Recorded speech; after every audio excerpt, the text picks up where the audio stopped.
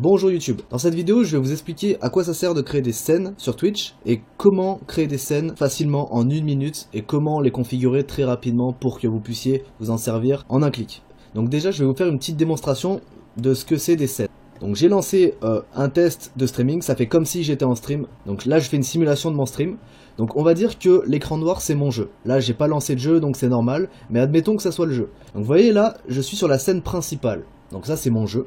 Une fois que je vais cliquer sur Starting Soon, je vais atterrir sur une nouvelle scène. Donc là mes viewers vont voir uniquement cette scène apparaître, ils verront rien d'autre que cette scène là. Donc cette scène va permettre, comme vous pouvez le voir en début de stream, de lancer cette page, histoire de pas faire attendre mes viewers sans rien. En plus de ça, petite astuce marketing, j'affiche mes réseaux sociaux et je vous expliquerai dans une autre vidéo à quoi ça sert et l'importance que ça a de afficher ces réseaux sociaux pendant les moments creux. Donc là c'est un moment creux, on va dire que le stream va commencer. Donc on affiche une scène qui va dire que le stream commence bientôt. Ensuite on a une scène break, dans le même style, qui va nous permettre de dire à nos viewers qu'on fait une petite pause de 2 minutes, 3 minutes, c'est vous qui l'a fixé, avec le nom des followers récents, le nom des donateurs récents, le nom des subscribers récents, et le nom de la personne qui a donné le plus d'argent sur le stream. Donc ensuite vous avez, encore une fois, les réseaux sociaux qui sont affichés, toujours important de les mettre, ces réseaux sociaux, je le soulignerai jamais assez. Et ensuite on a une scène fin de stream, pareil, qui va nous permettre, encore une fois, d'afficher nos réseaux sociaux et d'expliquer à nos viewers que le stream est terminé. En fait, ce qu'il faut savoir, c'est que les viewers qui vous suivent tout le long de votre stream, il n'y a aucun souci, ils ne vont pas être perdus quand ils vont vous suivre. Mais les personnes qui vont arriver en plein milieu du stream ou même à la fin du stream, si elles voient qu'il n'y a aucune activité sur le stream, elles vont peut-être penser que votre stream est toujours comme ça, est toujours vide. Alors qu'en fait c'est juste la fin de votre stream et vous êtes en train de dire au revoir aux gens.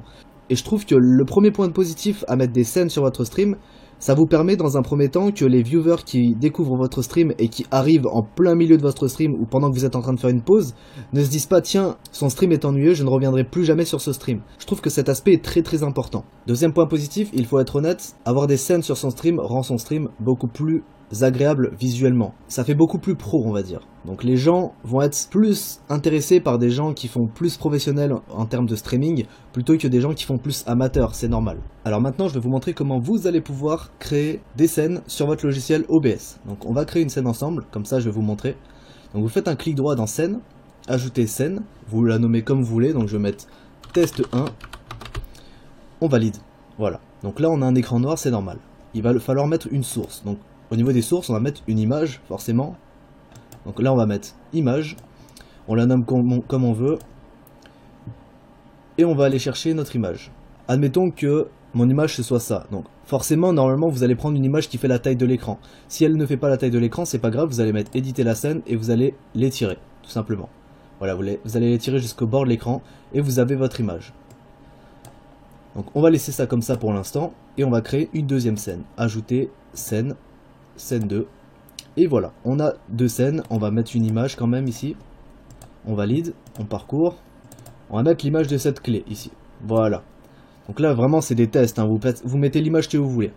D'ailleurs, petite parenthèse, vous voyez ces scènes là que j'ai actuellement, c'est un designer qui me les a fait, donc si vous voulez avoir plus d'informations là-dessus, ne vous inquiétez pas, une vidéo va arriver. Donc là j'ai vraiment choisi ce design ci-dessous, je l'ai personnalisé derrière en mettant mes réseaux sociaux en avant, mais tout ça je vous l'expliquerai plus tard dans une autre vidéo. Donc n'hésitez pas à continuer à suivre la chaîne, vous allez avoir du bon contenu dans quelques temps. Donc on a nos 2 scènes qui sont ici. Donc maintenant, quand vous êtes en stream et que vous êtes en train de diffuser votre live, vous êtes sur la scène principale, admettons. Si vous allez aux toilettes par exemple et que vous voulez mettre un break, vous allez cliquer sur votre scène, voilà, on va dire que ça c'est la scène break, et votre scène va s'afficher, point final. Donc là vous avez 2 options qui s'offrent à vous, soit vous faites à chaque fois un clic gauche sur la scène principale, la scène break, etc., comme je suis en train de le faire, soit vous configurez des raccourcis clavier pour que de switcher d'une scène à l'autre soit plus facile pour vous. Donc moi personnellement, je vous préviens, je n'utilise pas cette technique, je clique avec la souris sur mes scènes puisque je le fais pas souvent. Mais si vous voulez créer des raccourcis clavier, vous avez juste à faire un utiliser raccourci clavier ici et de renseigner votre raccourci clavier.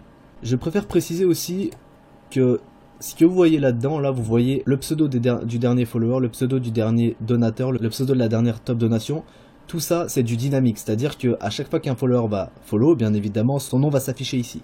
Comment faire ça, je vous l'explique encore une fois dans une autre vidéo. N'hésitez pas à vous abonner, vous allez avoir plein de contenu qui va arriver sur cette chaîne pour avoir un stream de très bonne qualité et obtenir de plus en plus de visiteurs sur votre stream. Voilà, donc on se dit à très bientôt pour la prochaine vidéo. Ciao. Donc maintenant, si vous voulez beaucoup plus de conseils pour réussir sur Twitch, je vous invite déjà à vous lancer grâce à 1 heure de formation qui se trouve dans la description de la vidéo. Donc vous avez 1 heure de formation, c'est selon moi le moyen le plus rapide pour lancer sa chaîne de streaming. On y voit de A à Z la configuration de votre logiciel de streaming, comment créer des designs personnalisés pour rendre votre stream professionnel gratuitement, comment configurer les bots ou robots d'automatisation et d'affichage des followers en temps réel, l'affichage des donations et comment attirer les visiteurs vers votre stream.